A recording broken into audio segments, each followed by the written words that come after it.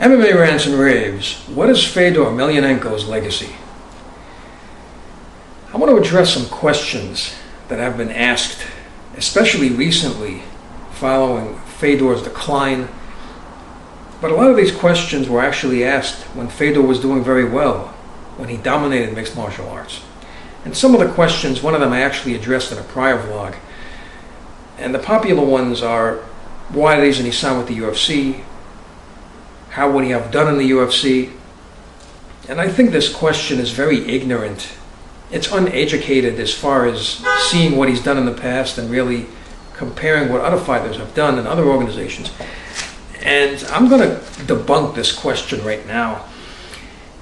If you look what Fedor has done in his career, as far as who he's fought and how long he's been dominant, I really wouldn't ask that question much because a lot of people say that pride fighters, it's not like the UFC. The UFC has the largest talent pool and a lot of pride fighters wouldn't make it, and that is such ignorance.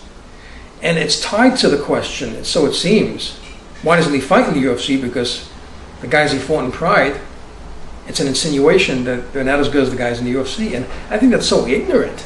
Because if you look at the whole talent pool of Pride, that question is proven 100% wrong. And here's my proof. Not just the heavyweights. If you look at the other weight classes, middleweight, light heavyweight, guys that came from those divisions, they came to the UFC, they dominated. Let me go through some, all right? You have Chuck Liddell. I mean, he's a UFC champion. Became a UFC champion, a guy from Pride, right? You have guys like Mauricio Shogun. And this is after all the knee surgeries that he's had. You could even make the case he was even more dominant than Pride. He came to the UFC when he started to get healthier. Look at those fights against Machida, unbelievable. I mean, the first fight, a lot of people thought he won. It was a very close fight. I mean, some people thought it was a draw. I looked at that fight, and then he came back and fought Machida again and dominated. Won the light heavyweight championship and just vacated it. All right, this is recently. Look at the other guys. Quinton Jackson's a former Pride fighter. He picked up the light heavyweight belt. Now he's competing for a title. I mean, even Wanderlei Silva, Wanderlei Silva didn't do bad when he came to the UFC. He defeated Michael Bisping, who was a really good middleweight. And then, most of all, Anderson Silva, he's a former Pride fighter. He fought in Pride.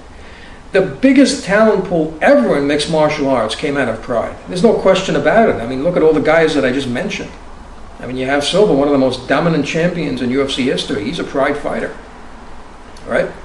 So, I really don't understand the whole question. It doesn't really make sense. And of course, you have Nogueira, came to the UFC, won the UFC heavyweight championship belt. And that's a guy that Fedor fought numerous times and defeated. So I don't understand. So actually, it's so ignorant. I have a serious rant here that I'm actually going to answer this question to all these goofs that continue to ask it. The question is, how would UFC fighters now do if they fought back in Pride? I'm talking about there in the 1990s, earlier, when Krokop, Fedor, Nogueira, Mark Hunt, all these guys were on top of their game, guys like this. How would they have done? That's my question. So, why don't they look at it from that standpoint? If they had a fight, let's say, Anderson Silva or Liddell or Mauricio Shogun, guys like this, how would they have done? And, even Josh Barnett, he's a guy who fought in Pride. It's kind of amazing. Krokop was so good in Pride. He defeated Josh Barnett 3 times. Josh Barnett probably now is even on top of his game. A really good fighter, Barnett is. So, it's such an ignorant question. And I was really wondering why it's being asked. And what it really comes down to is, another question, something to analyze in depth is, mainstream MMA media versus independent MMA media. Now, I'm not going to even say it's mainstream because MMA is not a mainstream sport. Not yet, especially comparable to the other sports. But mainstream MMA media organizations, mainstream sports organizations, have gotten into MMA. They're covering MMA because they know MMA is hot. Now, I'm not going to mention who they are because I don't want to endorse them. But you know who they are. You know those guys that ask the questions, the interview people, and also the people that cover it, that work for the organizations. I mean, not all of them. I'm not going to say all of them, but some of them. You know, they have the logo on their microphone, so you know who they work for, right? So they're working for a company. So the questions that they ask, all right, they have to be biased. Because when you're working for somebody, you have to ask the questions that they want to hear. It's like mainstream media for news companies that are not all sports. They just cover all media, right? If you notice, there's left wing, there's right wing, there's that, there's this. But the bottom line is a lot of them sing the same tune. A lot of them.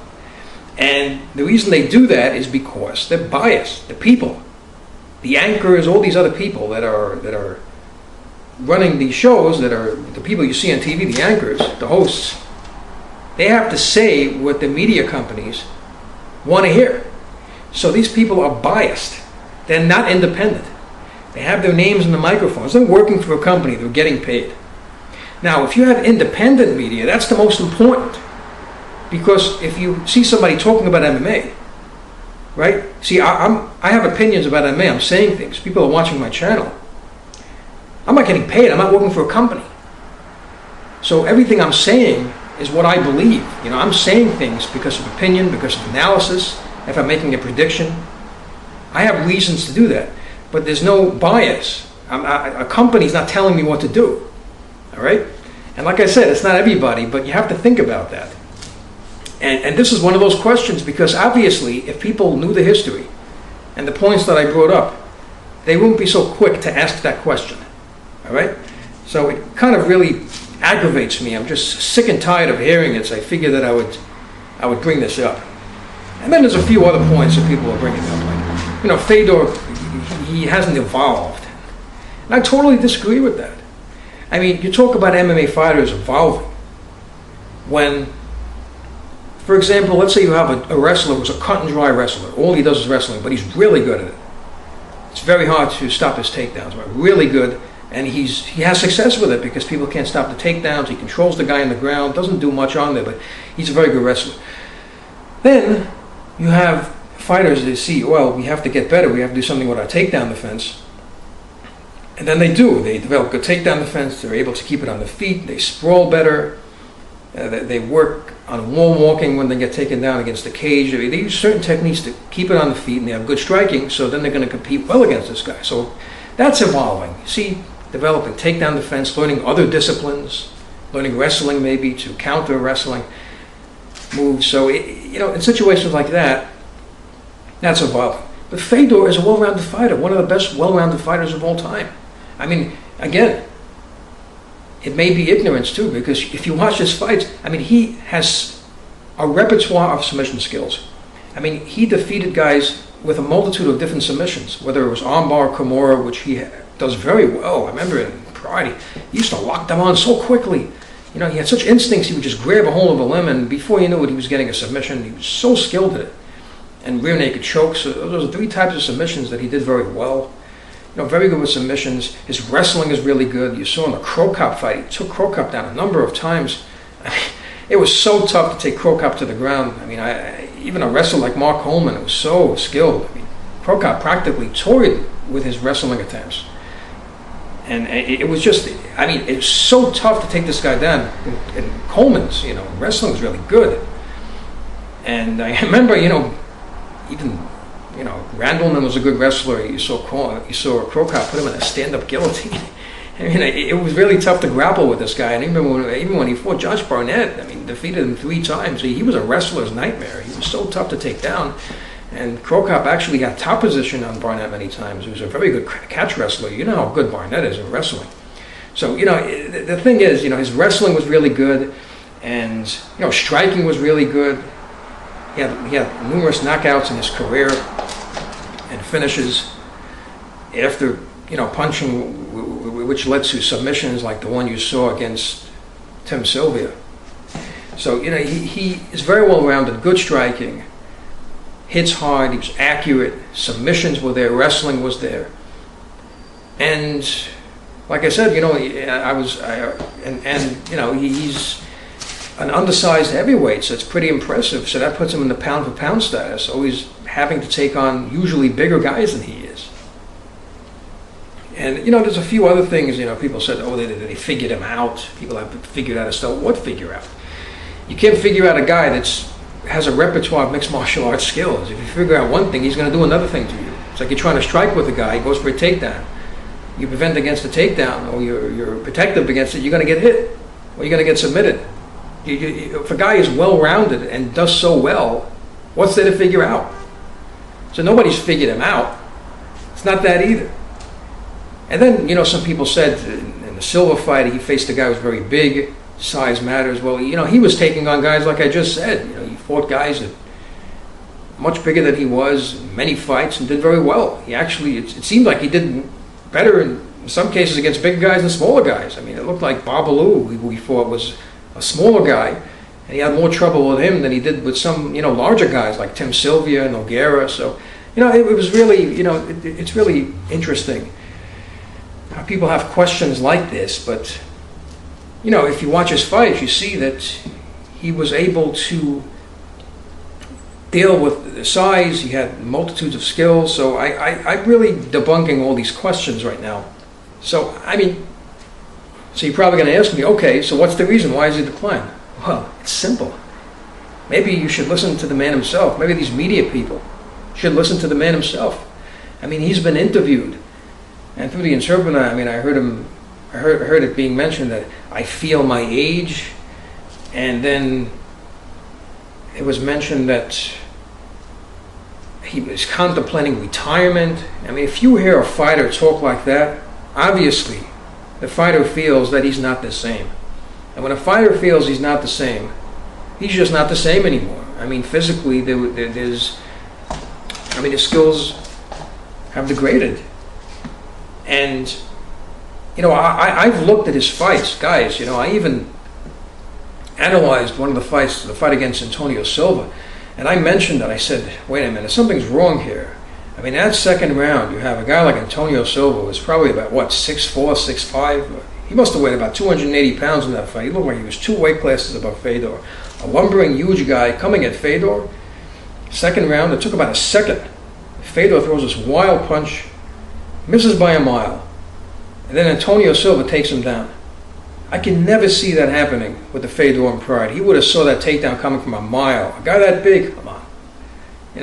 And even during the fight earlier, the first round, wild punches, a lot of them were missing, they were off the mark.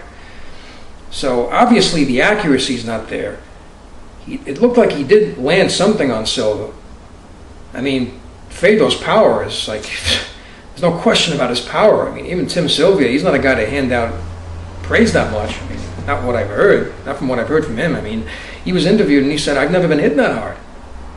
And Tim Sylvia has faced some of the who's who in mixed martial arts. He's been hit by very tough guys. And he said, I've never been hit that hard. So the question is the power still there? All right? And then, most importantly, what Fedor's known for is his quickness. Fabricio Verdum, he was jumping into Nogueira's guard. He faced Nogueira 3 times. If you ever got even close to getting a submission on him or something, he would just rip right out of it with power and quickness. I just didn't see it in that fight. He was so good with a submission defense. I just didn't see it. He latched it on. Fedor was just caught just like that. He would have ripped out of that. He would have threw his legs aside. It would just popped right out of it. Maybe motioned him to get up, to fight standing up again. It didn't get there, but I remember those fights. It's just flashback to Nogueira. It was a top level submission guy. He submitted some really tough guys. And people say Fabricio Verdum is better. Well, Nogueira was in deep, hot water with a lot of fighters. He fought Bob Sapp and guys like Tim Sylvia and Krokop. He was getting dominated in some of these fights, and towards the end, he would just somehow get it to the ground. And he was such a clutch fighter and get that submission.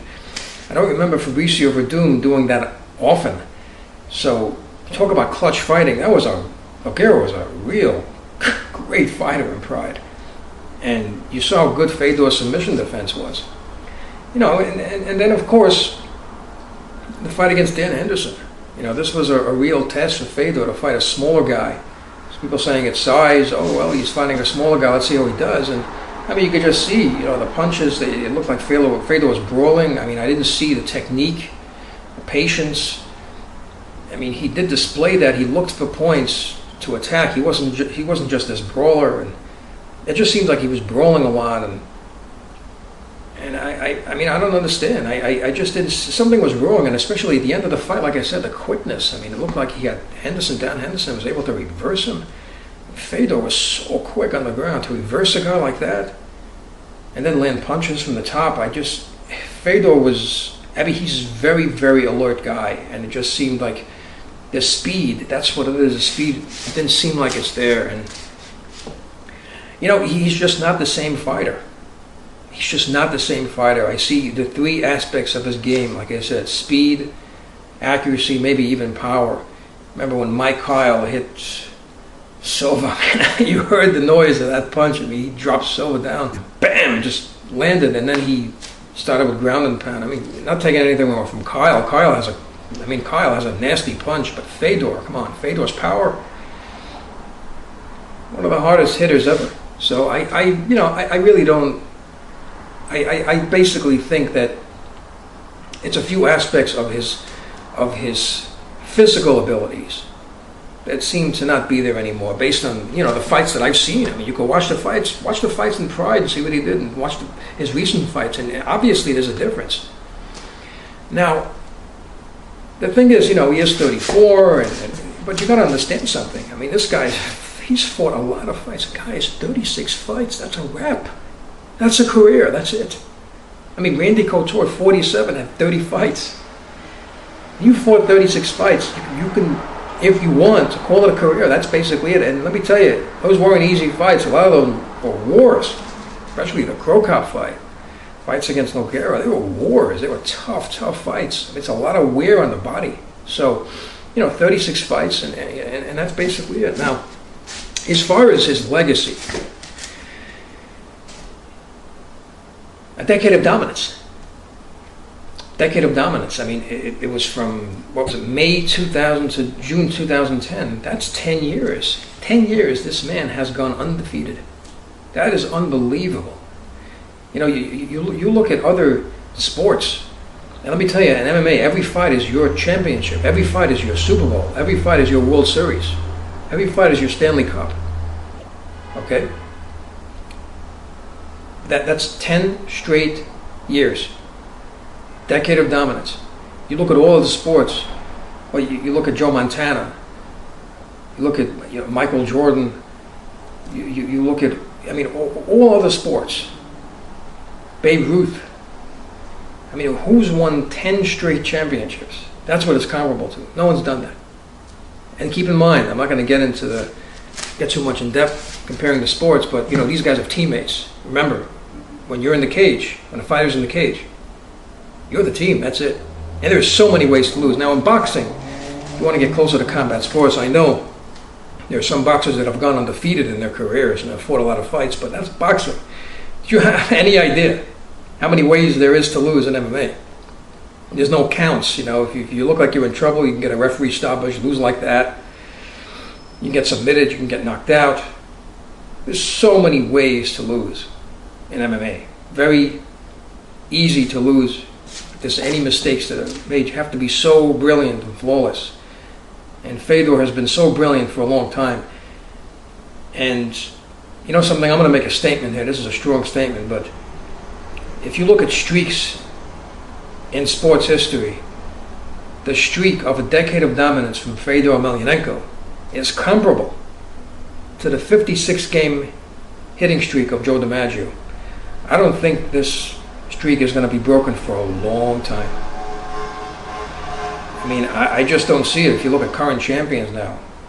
And I'm saying in any MMA organization right now, I don't see anybody that's going to be dominating their sport for 10 straight years that Fedor has done. So I think it's a remarkable achievement that I don't think is going to be broken.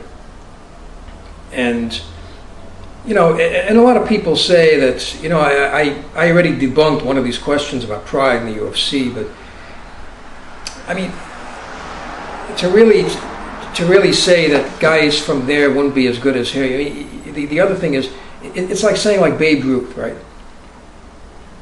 I mean, he competed a very long time ago, so you can say, well, you know, baseball's different. Look at the athletes today; they're much bigger, they're stronger. I mean, Babe Ruth, he really wouldn't be that successful today. It's like saying that a guy who was so good, and you know, he was a great pitcher too. Lou Gehrig, you could say the same thing on him. Let's go into another sport, football, right? Joe Montana, a genius of the position, right? A guy who could read defenses like no other. He could time a pass with a receiver like no other. And, you know, a guy as good as he was, you know, because, you know, Pride is more recent. Pride Fighting Championship is like when Fedor was dominant, like during the 90s. So you can go even to the 80s, right? And say, well, Montana, well, I mean, look at the quarterbacks today. They're so much bigger and stronger. I mean, Montana won't be that good. What if he fought in the NFL? What if he played in the NFL today? It's like an analogy like that. I mean, if you told that to a person that was a real MMA, that was a real NFL fan, they would think you're nuts if you would say something like that. I mean, yeah, basketball, Michael Jordan, he wouldn't be that good. You know, I mean, the NBA has changed. I mean, look at the guys today. He wouldn't be that good. It's like saying that. I mean, they would think you're nuts. It's the same thing. And there's more proof with MMA because I already told you. If you look at the fighters that came out of Pride, one of them is one of the most dominant champions in UFC history, and he's currently the reigning middleweight champion. And a lot of guys, they all picked up belts when they left Pride. And this is recent times, like Shogun, right? That was recently. That just happened. I mean, the guy he beat is a guy right now who's trying to come back for a title. And Lyoto Machida. So I just don't understand the whole thing. And then, like I said, you know, Quentin Jackson, all these guys. And it doesn't make any sense. The whole thing doesn't make any sense. Yeah, Barnett, probably back in the UFC, looking really good, another former Pride fighter. I really don't understand the analogy. It doesn't make sense. The real reason is, like I said, it's just not the same Fedor. It happens to everybody. That's the real question that should be asked, the point that should be made. It happens to everyone, okay? I mean, look at Randy Couture. I mean, he knew it's eventually it's time. Like I said, you know, Randy, it was 30 fights, and it's time. There's a certain time when a fighter is just not the same, and it's time to move on. And that time has come for Fedor. Whether he's going to continue to fight again, I don't know, but I don't think he's ever going to be the same. And as far as his legacy, like I said, decade of dominance, the greatest MMA fighter of all time, no question about it. So I'd like to know how you feel about it. I would like to see some comments. MMA fans are the most intelligent fans out there, so I'd like to see some comments and see what you have to say about the matter. So please leave your comments below the video. Please rate this video and subscribe, and thank you for tuning in.